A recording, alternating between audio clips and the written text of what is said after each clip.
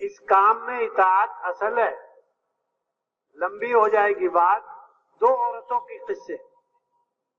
حضرت عمر فاروق رضی اللہ تعالیٰ عنہ نے ایک عورت کو منع کر دیا, تو بیت اللہ کا طواف نہ کیا کر.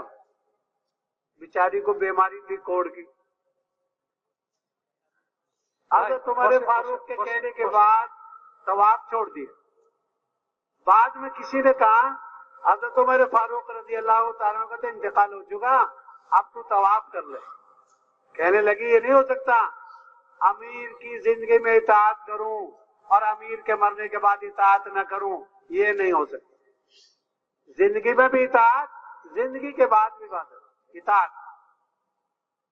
دودھ میں پانی ملانے سے بچی کو منع کس نے کیا؟ ماں کہہ رہی پانی ملا دے, بچی کیا کہہ رہی؟ امیر نے منع کیا ہے.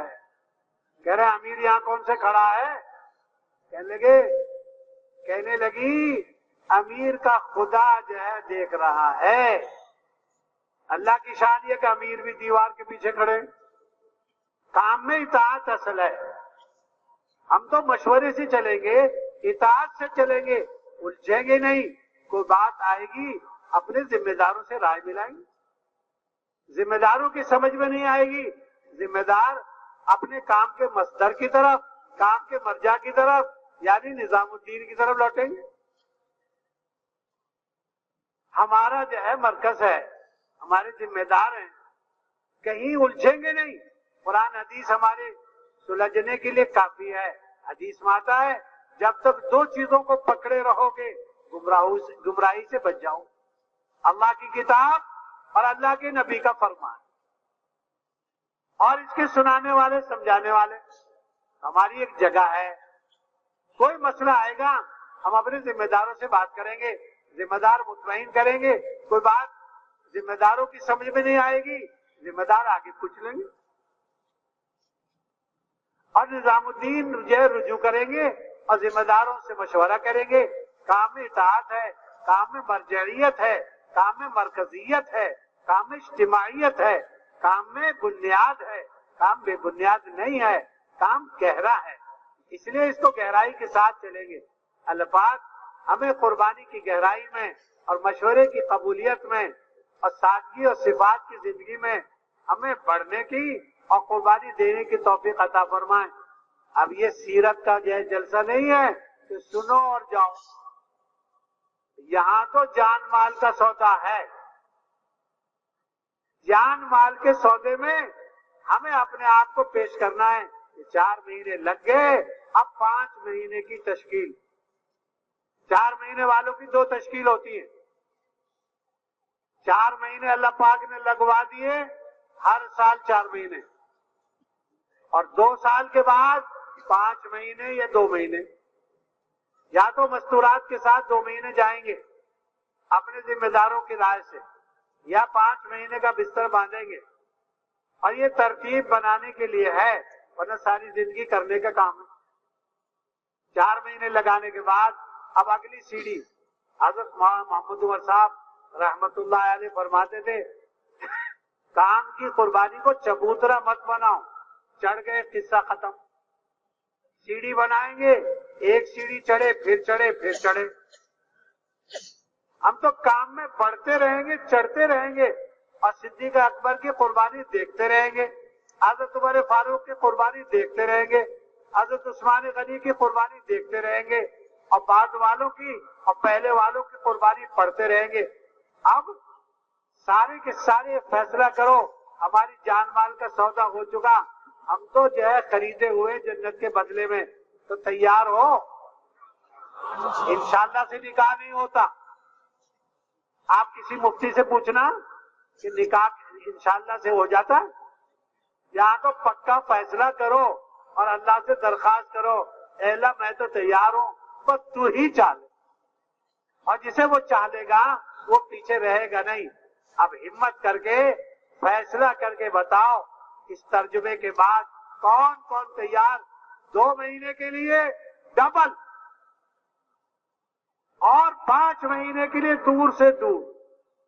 اس کے علاوہ تیسری کوئی تشکیل نہیں. یا 2 مہینے ڈبل या 5 महीने बड़े से बड़े खर्चे के साथ।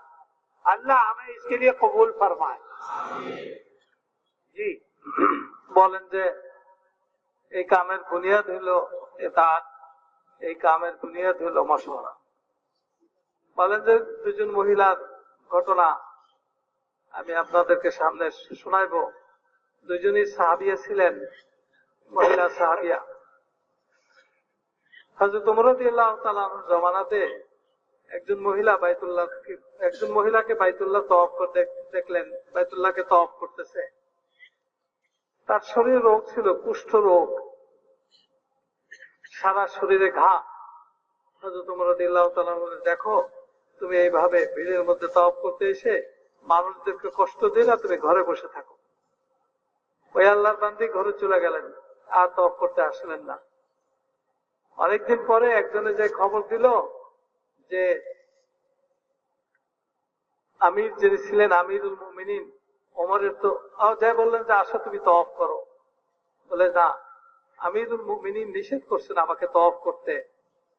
তো বলতে তার তো ইন্তেকাল হয়ে গেছে, সুতরাং তুমি এখন আসো তওয়াফ করো। তো বললেন যে না, এটাকে ইতাআত বলে না। যিনি যতদিন বেঁচে ছিলেন এতদিন পর্যন্ত ওনার কথা মতো চলতাম, আর যখন উনি দুনিয়ার থেকে চলে গেছেন এখন ওনার কথা অনুযায়ী চলাকে বাদ দিয়ে দিব, ওনার কথার উল্টা করব, এটাকে ইতাআত বলে না। ইতাআত বলেই হইল যে একেবারে মাথা নিচু করে মেনে নেওয়াটাকে, চাই উনি বেঁচে আছেন বা মারা গেছেন, এর মধ্যে কোনো পার্থক্য নেই। উনি মানা করে গেছেন।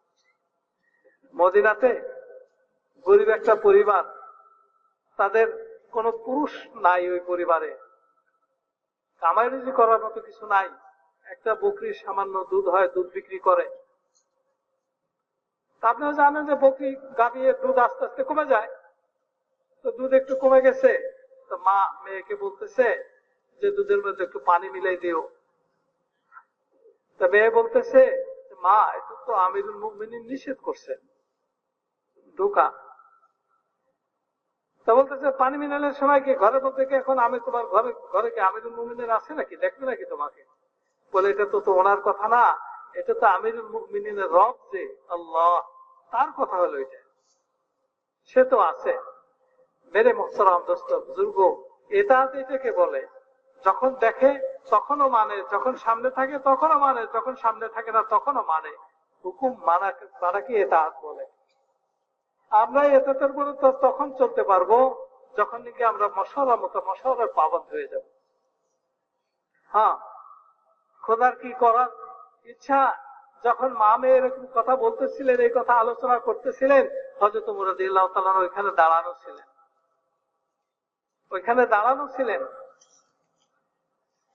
ওই ঘরের পিছনে দাঁড়ানো ছিলেন। তো মেরে মোহতারাম দোস্ত বুজুর্গ, আমরা সবকিছু করব হলো মশওয়ারার মাধ্যমে। হইতে পারে যে মশওয়ারার দ্বারা একটা জিনিস আমাদের বুঝে আসতেছে না, আমরা কোনো সমাধানে যাইতে পারতেছি না, আমরা এই দেশি মানুষ, আমাদের দেশের বড়রা যারা আছেন তাদের কাছে আমরা খবর দেব। তারা যদি সমাধান করে দিতে পারেন, ফয়সালা করে দিতে পারেন, ভালো। আর না তো নিজের মধ্যে লিখবেন, নিজের মধ্যে ওরা ফয়সালা করে আমাদের বড়দেরকে জানাই দিবেন, ওরা আমাদেরকে জানাই দিবেন। কারণ কাম তো চলবে মশওয়ারার দ্বারা, কাম চলবে মার্কাজের ইতাআতের দ্বারা, মার্কাজের অধীন থাকার দ্বারা। মার্কাজের অধীন যদি আমরা না থাকি, তাহলে তো যার যার মতো চলতে থাকি, তো তখন তো ওই যে বুনিয়াদি যে 3 কথা আছে, ইত্তেহাদে কুলুব, ইজতিমায়ে কুলুব, ইত্তেহাদে ফিকির আর ওয়াহাদাতে কালিমাত, এই 3টা থাকবে না। এই 3টা দারহাম বারহাম হয়ে যাবে। আর এই 3টা যদি দারহাম বারহাম হয়ে যায়, কামের তারাক্কি তো দূরের কথা, এই কাম যতটুকু আছে এতটুকুনো হেফাজত হবে না। তো মেরে মোহতারাম দোস্তর বুজুর্গ, এই যে সিফাতের কথা আলোচনা হইল, পুরা পুরানাদের মজমা, 3 চিল্লাওয়ালাদের মজমা। যখন একজন মানুষ 3 চিল্লা দেওয়া শেষ করে, তার জন্য 2টা তশকিলি বাকি থাকে। কটা তশকিল বাকি থাকে?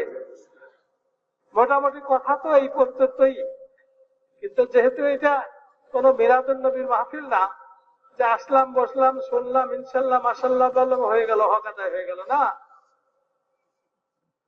এই মজলিসের মাকসাদ হইল যে এখান থেকে আল্লাহ রাস্তাতে চলে যাওয়া, লেনদেন, জান মাল সময় আল্লাহর কাছে দেব, আল্লাহ তাআলা তার বিনিময়ে জান্নাত দিয়ে দিবেন।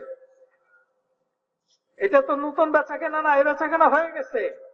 আল্লাহ তাআলা আমাদের সকলের জান আর মাল জান্নাতের বিনিময়ে কিনে নিছেন। এই বেচা কেনা হওয়া জানমাল, বিক্রয় হওয়া জানমাল, এই জানমালটাকে সঠিক রাস্তায় আল্লাহর কাছে পৌঁছাইতে হবে। কি বলেন, পৌঁছাবো তো ইনশাআল্লাহ? বোঝা গেল যুদ্ধ কিছু বুঝে, কারণ ইনশাল্লাহ বললে কিন্তু বিয়েও হয় না। বলে যে অমুকের মেয়েকে অমুকের সাথে বিয়ে দিলাম, তো যে ছেলেটা যদি বলে যে ইনশাল্লাহ আমি কবুল করলাম, বিয়ে হবে নাকি? ইনশাল্লাহ হবে না। আমার পক্ষ থেকে তো আজম হইতে হবে। আমি আজম করবো যে আল্লাহ আমার তো 3 চিল্লা হয়ে গেছে, এখন 3 চিল্লা হওয়ার পরে যে 2 রকমের তশকিল আছে, ওই তশকিল পুরা করার জন্য, ওই তশকিলের তৈরি হওয়ার জন্য আমি আজম করলাম, তুমি আমার আজমটাকে পুরা করার জন্য চেয়ে নাও। আল্লাহ তাআলা যাকে যার সম্বন্ধে চাইবেন তাকে আর কেউ সরাইতে পারবে না। আল্লাহ তাআলা চাইলে যা যা দরকার সবকিছু দিয়েই আল্লাহ তাআলা চাইবেন। এই জন্য আমরা আজম করলাম। তা কি বলেন ভাই? 2টা তশকিল। একটা হলো 3 চিল্লা হওয়ার পরে 2 বছর পরে নিজের স্ত্রীকে নিয়ে আগের সারায়াত গুলা পুরো করে 2 মাসের সফরে চলে যাবে, আর নয়তো নিজে 5 মাসের জন্য দূর দূরান্তরের সফরে যাবে। কোন শর্ত মত নাই যে কাছে হইলে আসি, দূরে হইলে নাই, এই পরিমাণ হইলে আসি, এর চেয়ে বেশি হইলে নাই, এটা না। ইসমাইল আলাইহিস সালাম কোন শর্ত করেন নাই, বেলা শর্ত, যেই ভাবে বলছেন ওইভাবে করেন। ইনশাআল্লাহ এখন বলেন নগদ যে কে কে 2 মাসের জন্য মাসতুরাত সহ যাদের মাসতুরাতে যাওয়ার আগের সারায়াত করা আছে, আর এটা নগদ নগদ বলতে হবে। আর 5 মাসের জন্য দূরের থেকে দূরে, এরকম কে তৈরি আছে?